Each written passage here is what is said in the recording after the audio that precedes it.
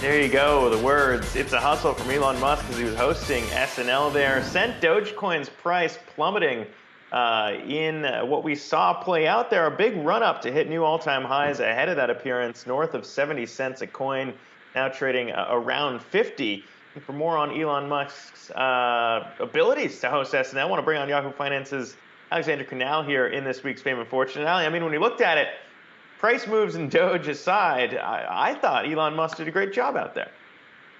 Yeah, you're one of many people, Zach. I think the general consensus here is everyone was pleasantly surprised. I know Elon Musk was a very surprising choice. He was a controversial option. In fact, a lot of SNL cast members were initially pretty upset with this decision, tweeting cryptic messages that were later deleted. And if you look at Musk as a figure, he says things that aren't necessarily kosher. He at one time called the COVID-19 pandemic dumb, which actually was referenced in one of the skits. There's also been reports about Tesla and the treatment of those employees. He's obviously one of the richest people in the world. He has $166 billion to his name, according to Forbes. And this is something that SNL, they haven't really done. They normally don't have business people host the show. It's normally exclusively entertainers or performers. So this was a little bit different than what they were used to, but it seems like this is something that has certainly paid off. If you take a look at the ratings, according to early TV data from Nielsen,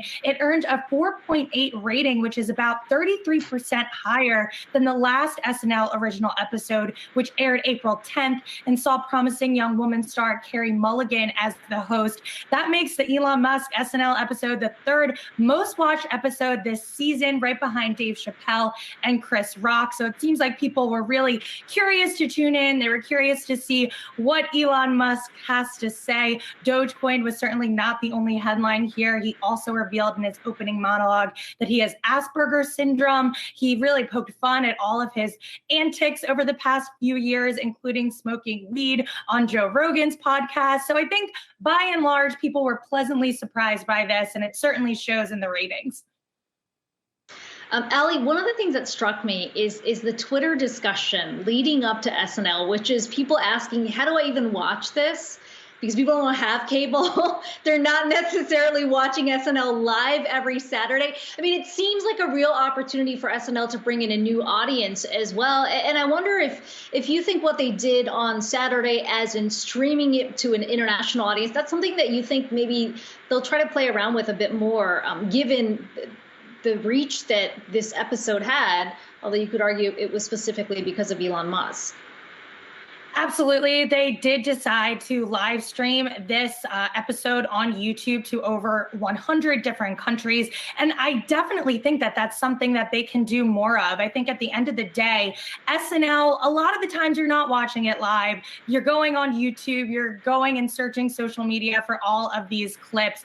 And I think that they have to take advantage of that. Certainly the social engagement on Saturday was through the roof. And I think that's partially because Elon Musk, he tweets a lot. He's very active on social media. So I think that was a part of the discussion.